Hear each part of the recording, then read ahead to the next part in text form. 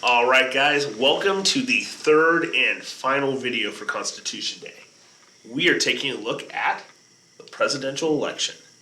And particularly, we're looking at a thing called the Electoral College. I'm trying to move out of the way so you guys can see the entire map. But the Electoral College, what is that? Why is it prescribed in the Constitution? Why do we have the system for electing presidents that we actually do? Those are all the things that we're going to go over. We'll try to make it a little bit quick because obviously you can stop the video and go back, and also you can conference with me if you need to, okay? So we're taking a look at how we elect presidents. And first of all, we elect presidents, those rules are spelled out in the Constitution of the United States, and it's Constitution Day. And the process that we have something that's called the Electoral College. Now, if you're thinking college is in the University of Georgia, no. Or actually even better, Georgia Tech, which is far better than Georgia. All right. But point though is, besides focusing on that truth, we're going to focus on some other truths. So let's take a look at the Electoral College. College just means a group of people. It is not an actual college. You're not going to drive to the Electoral College like you'd go to Kennesaw State or something like that. All right. Now, the Electoral College, that is a group that we, the citizens, vote on to then go to Washington, D.C. and vote for who should be president of the United States. Now, if that's a little bit confusing, let's make it a touch simpler. Okay, you ready? This is a map of the 2016 presidential election. This is the election in which Donald Trump beat Hillary Clinton.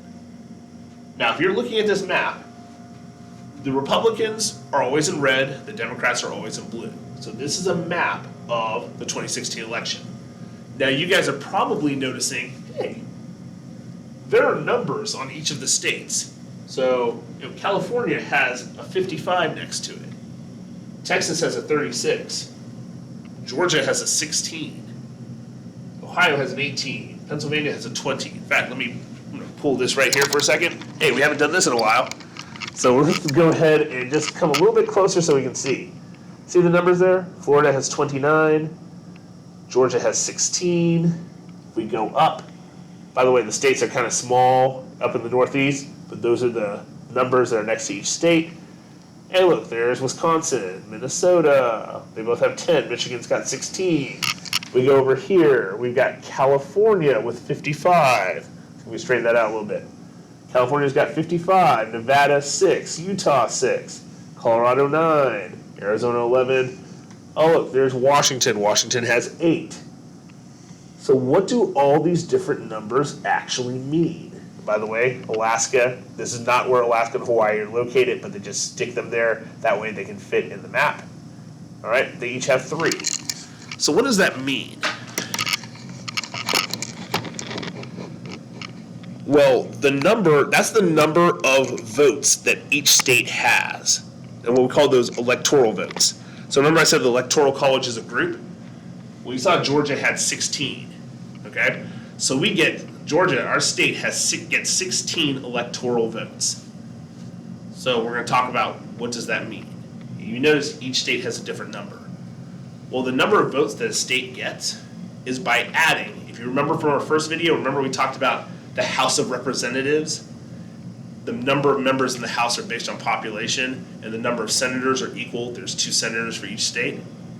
Well, if you add up the number of members in the House, you might remember that I said Georgia has 14 members in the House of Representatives, and then there are 2 senators in the Senate. Well, 14 plus 2 equals 16. So we get 16 electoral votes. Now, how is this going to work in a presidential election? Well, if I'm a citizen of Georgia, and by the way, think about it. Who's running for president now? Okay, actually, you know what? Let's think of 2016. What we'll talk about now. Let's go to 2016. So it was Donald Trump against Hillary Clinton, and Georgia has 16 electoral votes.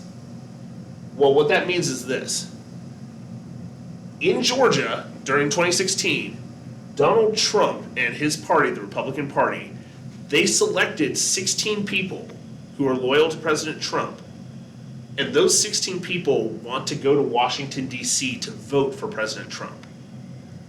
Hillary Clinton, or at the time it was Donald Trump, not President Trump, but at the time Donald, Hillary Clinton and the Democratic Party, they selected 16 people who are loyal to Hillary Clinton.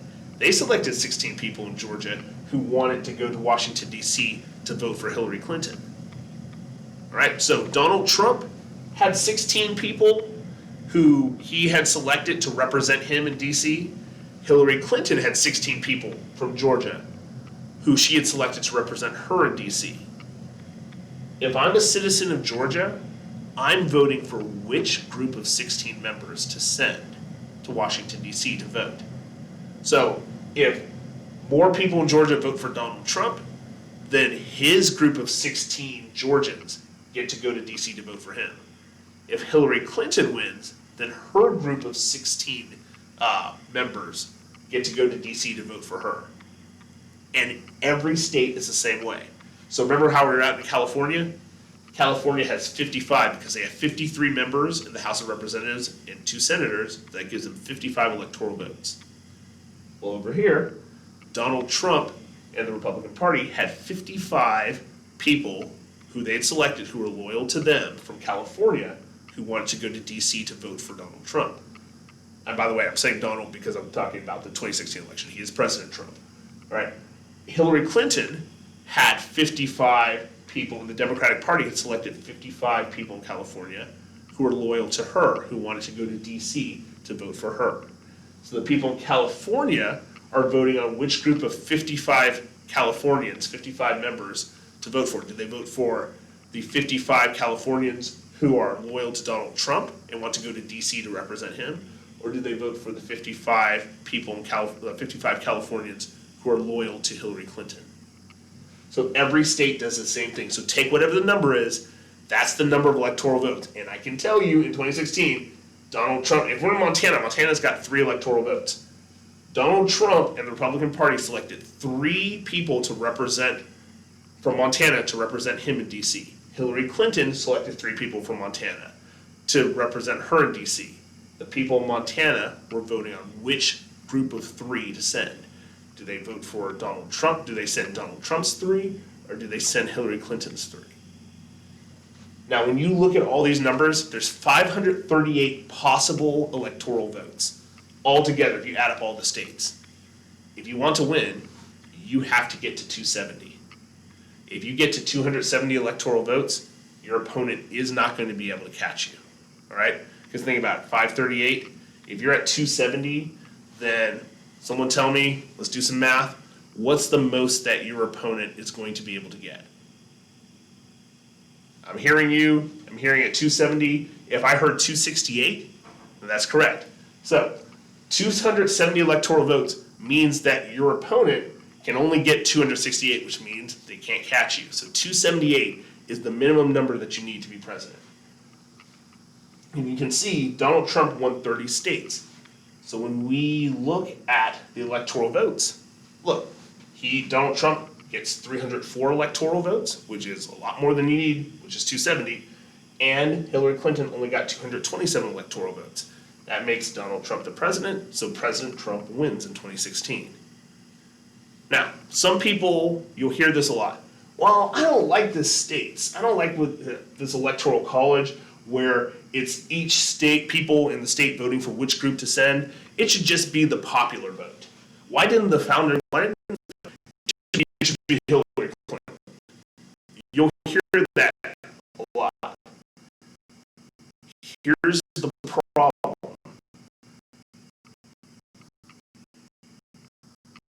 If you have a popular vote, the founding fathers were very afraid of basically mob rule, okay? You just go to the state that's got the highest population and they just determine the election, all right? Because think about it. Hillary Clinton only won 20 states, right? Yet she had 3 million more popular votes altogether. But look at the map. Also, not only looking at the map, you realize, oh man, Donald Trump actually won more states. There's a majority in each state that want to vote for him. Let's take this aside. The reason why the founding fathers wanted an electoral college was this. If I only have to win a total number of votes and I don't have to win states, And as president, whether I'm a Republican or a Democrat, you know what I'm doing? I'm campaigning in California, New York, Florida, Texas. That's it. I only care about the issues of the people in California, Texas, New York, and Florida. I don't care hill of beans about people in Georgia, Illinois, Missouri, Kansas, because if you're only going by popular vote, then I, as president, I really only have to be president of 4 states, right? In fact, in the last election, if you look at it, San Francisco and LA, if you just remove those 2 cities, Donald Trump wins the popular vote. 2 cities out of the tens of thousands of cities in the U.S., 2 cities put Hillary Clinton over the top. That was not what the Founding Fathers wanted, was an election where 2 cities could literally swing an entire election. They wanted a president to have to be able to appeal to a broad section of people across the country. So therefore, because of the Electoral College, Donald Trump and Joe Biden, because that's our 2020 election, they have to worry what people in Missouri think, and what people in Wisconsin think, and people in Georgia think, and people in Arizona. They don't just focus on California, New York, Florida, and Texas. So that's why our electoral college is in place. It forces the president, whoever's running for president, to have to think about the issues that matter to people all over the country, not just in the big states. So that's the reason for that, okay? By the way, if you have any questions, you can conference with me. Hold on 1 second. All right, let's take a look. By the way, 270towin.com. So 270towin.com. I need to thank them. Their website is amazing since I'm using it in this video. I want to plug them. I've used them every time I've taught a presidential election. This is my 4th presidential election that I've taught. I've used them all the time because they are fantastic. I can't speak highly enough of them, and no, they are not paying me to say that. But I absolutely love this site because here's the thing. If you move over here, I'm going to move maybe out of frame a little bit. If you look here, there's this thing that says historic election timeline. So actually, you know what? Let me go to the beginning. So this is what you would see when you first go to the website. But if you look to the side right here on the right side and click on historical elections timeline,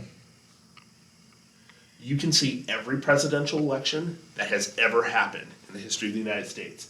So look here. We can go to 2012, all right? So 2012, this was Barack Obama against Mitt Romney. So it was Barack Obama 332 electoral votes to 206. And so what's cool is you can see, okay, what was the difference between that election and 2016? Well, you know what the difference was? Donald Trump won Pennsylvania, Michigan, and Wisconsin. That's what swung the election. Winning those 3 states, he's able to take those states that were blue and flip them red, okay? So, but think about it. Now we can go to the past. So let's go, we're going to go to the best wins for the Republicans and Democrats. So the best win for the Republicans, since I'm going in reverse order, from 20 I'm going down, Ronald Reagan versus Walter Mondale. Ta-da! That is what we call a beating, all right? This is where you pretty much you were painting the country red and you just forgot that one state up in the corner, all right? 525 electoral votes to 13. That's how much Ronald Reagan beat Walter Mondale from. So that's the biggest win for the Republicans, was in 1984. If you go to the Democrats, we're going to go all the way to 1932. Should be the largest win for the Democrats. This was Franklin Roosevelt versus Herbert Hoover. And the final vote tally was 472 electoral votes to 59. All right, that was a shellacking. All right, I want to check. By the way, shellacking just means that was a huge beating. All right, I'll say 486. This one also, I don't remember. I think actually this one was more, just barely. Sorry, I had the wrong one. 1964. Lyndon Johnson versus Barry Goldwater, 486 to 52. All right, so that was just a little bit more because you had Alaska and Hawaii than 1932. All right, so actually 1964 was the biggest election win for the Democrats. All right, so there you go. And so it's fun to see how these things swing back and forth. So we can go all the way to the Civil War, all right? Boom. Abraham Lincoln wins. 180, has 180 electoral votes. Remember, you don't have all these states at this time, but the North and the South, all right? And so you can see, man, okay, what was the division of North and South, right? 1860. We can actually go all the way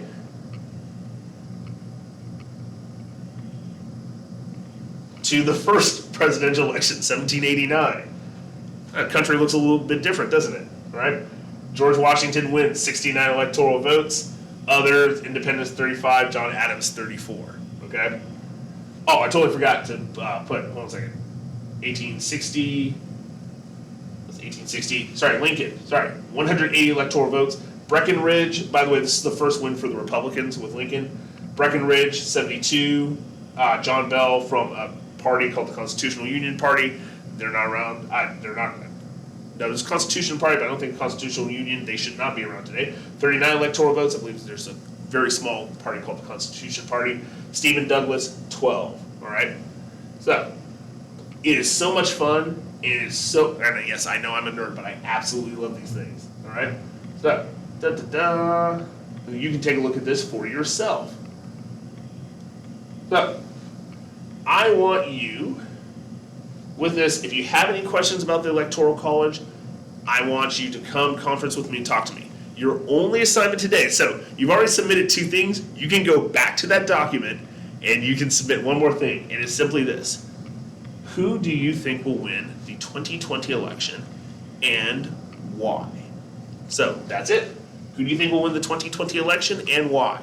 Think about it. You can't get this question wrong because it's an opinion. I'm asking you, who do you think will win and why do you think they'll win? All right? So go back into what you've already submitted. Underneath that, just put, please skip lines. Don't bunch everything together, but skip a line. Tell me, who do you think will win the 2020 presidential election between Donald Trump and Joe Biden and why? All right. Take care, guys. Happy Constitution Day. All right. Take care. If you have any questions, conference with me. Okay? See ya.